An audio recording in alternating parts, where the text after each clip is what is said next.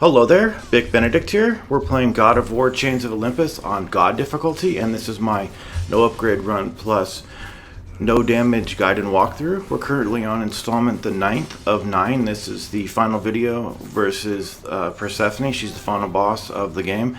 She has two phases. Phase 1 on this video will take about 10 minutes, and if you were here earlier for the other video that I posted to this walkthrough, the video was 4 minutes and I used the Gauntlet of Zeus. So if you are questioning what that is, those are not re-uploads. Those are actually me coming back to those bosses and doing them with just the blades. So it's something that I wanted to do, and it's definitely doable, but I have to say that even though this boss is simplicity itself as far as what she is and what she does, staying out of danger and not making a single mistake so that you can preserve your no damage stipulation is extremely difficult for 10 minutes long. So I'm going to talk about what I think about that in just a moment here, but simplicity itself, what exactly does that mean? It means that she doesn't pull any tricks, she doesn't pull punches. She's a very straightforward boss. She will jump away and kick a rock at you, which you can walk around or arc a super plume around or just jump over, but you don't want to get caught in the rock because that's going to damage you completely with this amount of life that we have.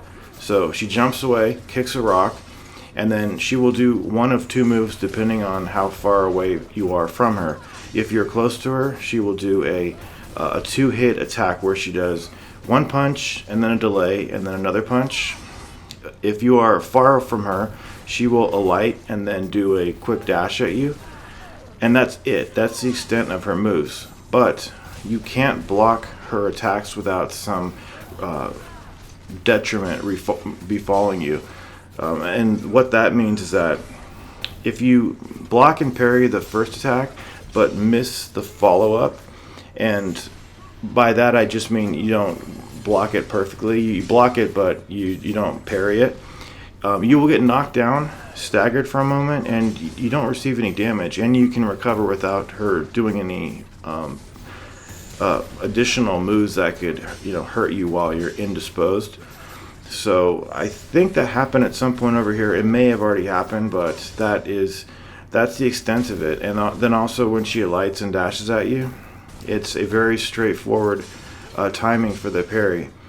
Now, what I don't like about this boss fight is that Atlas is causing a whole bunch of shenanigans in the background and potentially causing some ruination to the lovely frame rate that this game has of 60. I don't have a frame rate counter on, so I can only just guess at what's happening. But what I guess is happening is that he's causing some detriment to the frame rate, and it can result in you getting hit actually. So now I did say in my last video that I don't miss her parries, and I was speaking confidently, but I also was exaggerating. Of course, every human being misses things and they're not perfect, but her telegraphs and her tells and the timings, I have them down completely. Setting aside some error, some human error, I can stay in this boss arena, and that was arcing the super plume around the rock, by the way. Oh, there, see that? I got knocked over, but I took no damage. So it's a scary moment, but you do come away unscathed, and that's what's important. And it's just a little sad that the frame rate potentially is causing some problems in the background. I don't want to blame everything on those, but I just feel that I'm a little distrustful about the decisions that the game makes about whether you took a hit or not, and I'm just not completely trustful about how things are happening. I have confidence in my ability to parry, but sometimes when I take a hit, I do notice that things are going out of control in the background, and it's dipping a little bit. And this game's frame rate is just so constant and great that you do notice those little dives, especially when you get hit and you get really upset that you didn't take that hit. And who knows? I probably did sometimes, but the amount of time that I spent on this boss fight was probably over 6 hours, and I just knew I could do it eventually. But yeah, 10 minutes in the ring with her, not taking any mistakes, is very difficult. And I guess the fastest way to do this boss would be a little bit more aggressive. So what I meant about arcing the super plume is that after she kicks the rock, you can aim your super plume so that you're not in the immediate line, like the line/zone of where the rock is flying out. And if you have enough time, you can land that. But just remember, you're going to have to get accustomed to when it lands, recovering from that, because after you hit her with that, she's going to do one of her moves. And sometimes with the screen shaking a little bit and the effects of his blades hitting the ground, sometimes it's more about not really seeing the screen, but just knowing the timing, with your muscle memory. So that's what I generally like to do. I would recommend just rolling away from the rocks, and as long as you know a goodish amount of how far away you are from her, you can always predict what she'll do. So she has no cheap tricks, and it's actually a really good boss fight. But I've got to tell you, there were definitely times when I did not think that I would be able to completely do this without getting hit. I knew I could do it eventually, but could I do it and have a good run where the game was being smooth and cooperative? And I've got to say, on the whole, that it is very good, but it's definitely much shorter of a fight if you use the Gauntlet of Zeus. But I like the blades better because he stands in place more and he doesn't go so wild, and his poise and stability is much more rock steady, I guess you'd say. It's there's just something about him hitting with the gauntlet. He doesn't stand in place very well. He moves, and he's slipshod, and I just don't like his errant movement at all. It's just very strange. But with this, you stand in place. Now what you're looking for here is you need to stun her 4 times to where she falls over and releases magic and health, and then also that's going to signify when you're close to getting your checkpoint over here, at which point she is going to grab you and try to lull you to sleep while summoning Atlas to finish you off. Now I also redid the second phase of her, where she is going from column to column, doing her 2 light moves, and also causing general havoc there. But I think we're almost there. We just have to see how much. It's only half of her health bar, but it takes a long time. I think this is about wrapping up too. And then once you complete those quick time events, you're going to get put into the next section over here. Now there will be health and magic off of my gauges, because she does take those off in this cutscene against your wishes. So that I had to allow myself to get killed repeatedly on this next part to make sure that I could possibly have my full health, so that I can know at a glance if I've gotten hit. But I don't think that you can get back enough life for a full health bar until you at least knock her down 1 time in the next phase. There you go. This checkpoint's here too, by the way, so if you make a mistake, you don't have to do the entire part over. You don't even have to press those shoulder buttons, but you do have to press the indicated keys here. And this part up here is it's kind of fun. It's kind of lame too, but it's hopefully not going to be too difficult for you. The main problem that I have is her AoE attacks and not really knowing the best way of dealing with it. So just kind of improvising on the spot. She's going to throw one of these green orbs at you, and get used to the speed of that. All right, because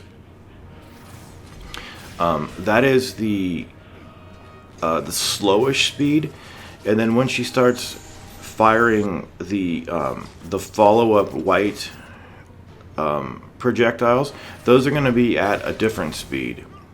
So at this early juncture of the fight, one return of the projectile is going to knock her down, and then you can go up to her. And again, I'm just using the chains,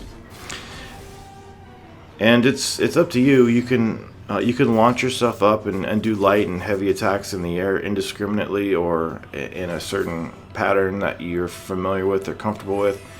This telegraph marks her green light shaft move. I have no problem with that. I wish she did that every time because it's very easy to dodge. You can also do the super plume down here if you want to. You could also press light heavy down here if you want as well, so that the heavy comes out faster. Okay, so now when she's on the leftmost one of these, she's going to fire one green, and then she's going to fire the first of the white projectiles that go at a different speed than the green ones. But those are consistent though, so just remember, whenever she throws the green one at you, it's not that fast, but when she throws the white one at you, it's fast. And it's in a complete pattern too, so it'll be one green, one white, and then when she moves to the next column, it will be one green, two whites, and then on the third and last column, it'll be one green and three whites, as you can guess. And when you have successfully deflected all of them back, you can come up to her and wail on her. Now, do you see in the center of the room that that sort of sunspot on the ground? That is just a setup tool for when she falls. So you don't want to stand on that and parry the projectiles. You want to parry the projectiles off of that, only because it can mess you up and put you into that that setup posture, and you don't want that. And here it goes. She's just going to do those two moves. Here's her AoE. I really don't like the AoE. What I find is that jumping is pretty good on it, continually doubling back, but being very careful to just completely steer clear of any green part on the ground. And it's really not that difficult, but it's just so much more difficult than this attack, which is just so ridiculously easy. And how fast are these projectiles? Well, if you're used to the projectile speed that enemies have been throwing those at you, and Charon did, it's the same speed. And I did want to note that the only difference between this run, this no upgrade run plus no damage that I did, and a pain plus run is only two differences.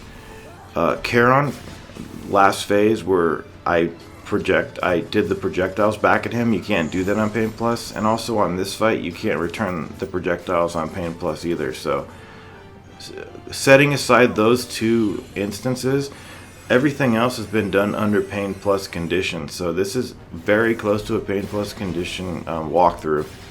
Now, why didn't I do it? It's because this phase, and also I don't care for Charon either, but this fight just takes like a half an hour, and I don't like to do it. I might sometime in the future, but I really doubt it.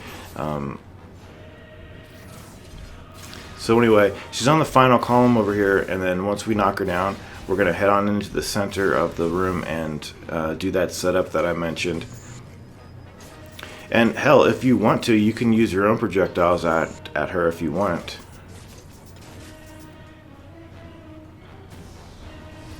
Yeah, I find this one a little tricky, but there aren't that many of them, and they don't track you too aggressively. So anyway, it's really been a great coming back to this one and Karon's video, because when I initially did the guide, here she goes, she fell. When I initially did the videos, I didn't do them, you know, the way I really wanted to, and to be able to come back and do them is it really feels good to know that I can do them with just the blades.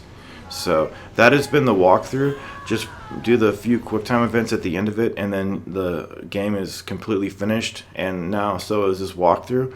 I want to thank you for watching and participating, and hopefully that it helps you to do whatever you need to do with this game, even if it's just watching the game and learning it. And from here, I will see you in my next project. Please take care.